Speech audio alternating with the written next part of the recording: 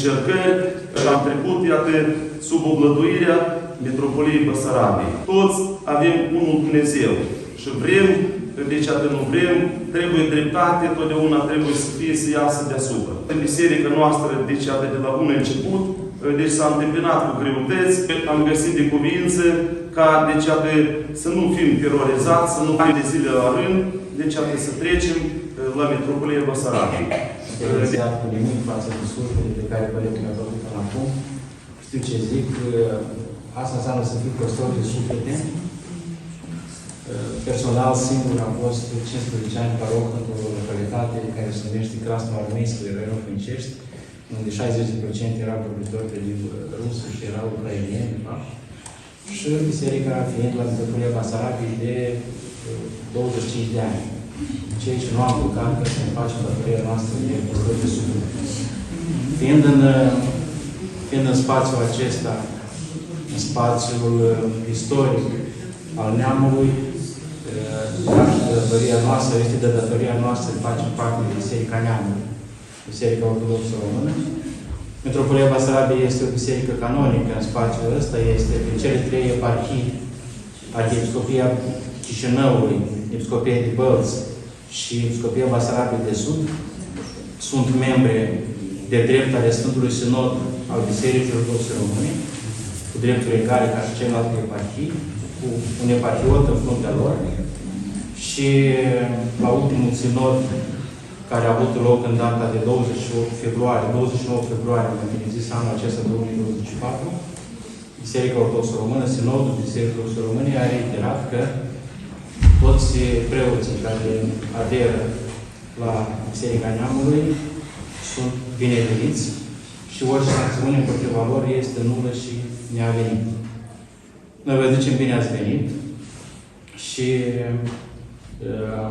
Doamne ajută în continuare în lucrarea frumoasă pe care o aveți făcut. Doamne ajută în postul care urmează. Astăzi este Duminica Iertării, este Duminica Izbăvirii la Adam din Rai, Duminica în care trebuie să ne aducem aminte că toate cele pământești sunt trecătoare și exact cum s-a încheiat și Evanghelia de astăzi, acolo unde este inima noastră, acolo este și comoara noastră. Post ușor, post de folos și să ne apropiem cu dragoste de marele praznic al Învierii Domnului nostru Iisus Hristos. Doamne, mulțumesc!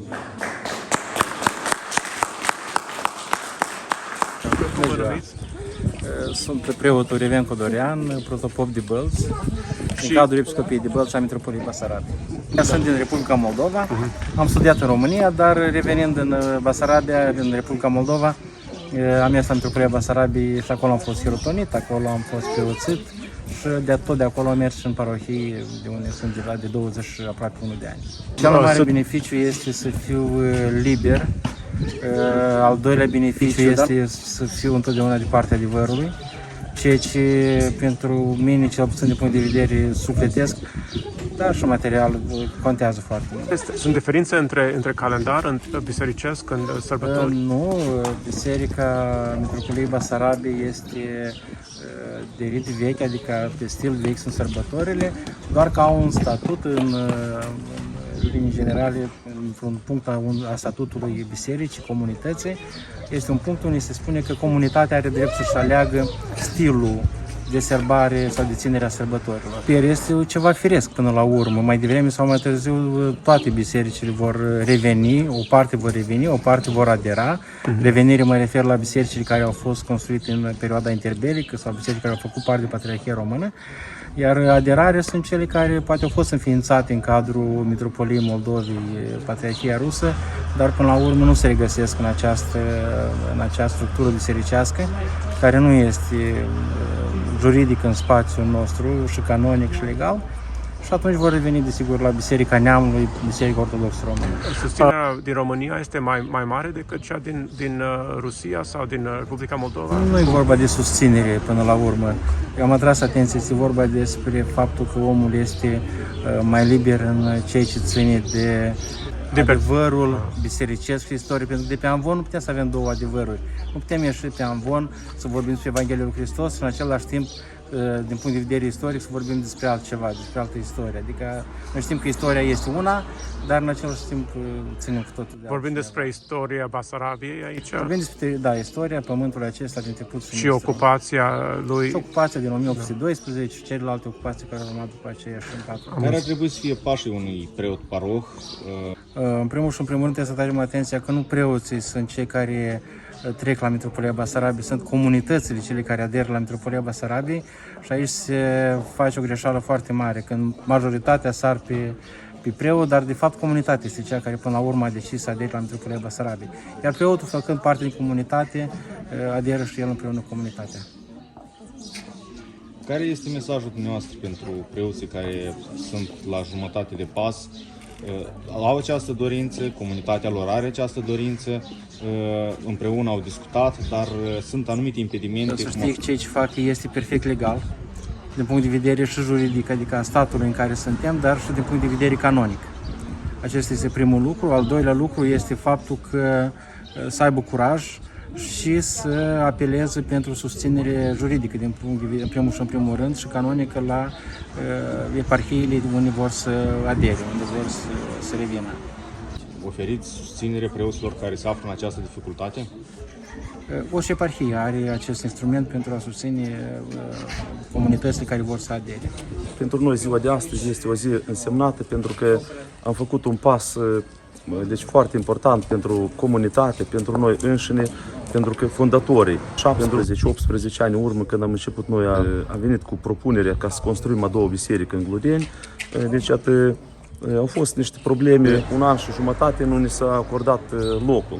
Deci părinții mei au cumpărat din banii lor proprii. Și după ce am început a construi biserica, deci cu Doamne ajută, în timp de 2 ani de zile, în 2009, deci am ajuns la finisare. Scăpia de Bălți a cerut impozite. Da, dintotdeauna cerea impozite. La trimestrial trebuie să dăm, de la inițial a fost 2500, după aceea s-a redus la 1500, unde am putut, deci familia. Deci am strâns, deci nu mi-e rușine, am strâns și la tren, când iată circulat trenul, deci iată Chișinău-Moscova, deci am strâns deci jertfă pentru biserică. Deci am fost și la Bălți, deci și aici în comunitate am strâns binevoiți, deci iată și mulțumiți cu ceea ce omul jertfește pentru biserică. Care sunt beneficiile pentru aderare, pentru atrecere? Deci poți beneficia de ajutor, cât pentru comunitate, deci ar face ceva pentru biserică. Oferă salarii mai mari pentru preoți? Păi nu știu, mai mari sau mai puțin, deci n-am avut la Metropolia Moldovei niciun fel de salariu.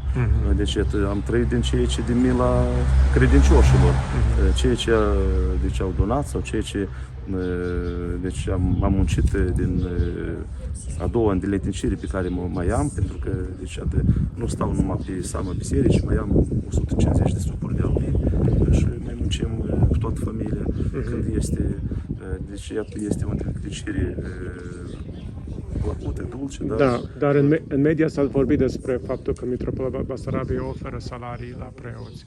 Da, cred că o să fie un suport pentru familie, deci cred că vom beneficia de suportul salarial care deci va fi acordat.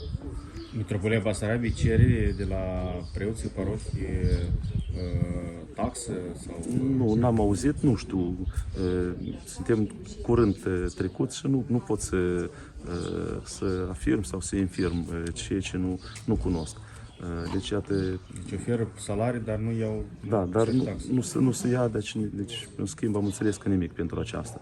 Ați primit amenințări sau presiuni? Până acum nu am primit niciun fel. Am fost sunat de către Blagocin și am declarat deschis că deci, iată, noi, fondatorii, am decis să trecem la Metropolia Basarabiei. Am făcut toate actele în regulă și am trecut la deci, oblăduirea deci, Patriarhiei Române. Pot să spun că numai eu și familia mea știm cum lăsam copiii singuri de la ora 3 de noapte și de multe ori și plecam ca să construim biserică. Deci, practic, ne-am dedicat toată tinerețea. Cum v-a motivat această tragedie care se întâmplă în Ucraina să faceți acest pas? Bineînțeles, se varsă sânge frăcit. Deci, unul dintre păcatele deci, și de moarte și din cele 10 porunci, pentru că să nu ucizi. Deci atât și biserica ar trebui să fie cea care să strige din gură mare, deci atât să face vărsare de sânge. Deci s-a întâmplat un lucru după mine foarte frumos. Deci biserica a trecut la Mitropolia Basarabiei și noi, creștinii care suntem cu suflet românesc, susținem acest pas și încurajăm toată lumea, toți care doresc să facă acest lucru să-l facă, pentru că trebuie să revenim la rădăcinile noastre. Și ținut de curajul preotului și de susținerea tuturor enoriașilor. Și noi l-am susținut. În general, mentalitatea este foarte greu de schimbat la oameni, dar pas cu pas, eu cred că se poate și eu cred că asta o să fie o influență foarte bună asupra celor care încă poate stau la dubii, nu înțeleg bine.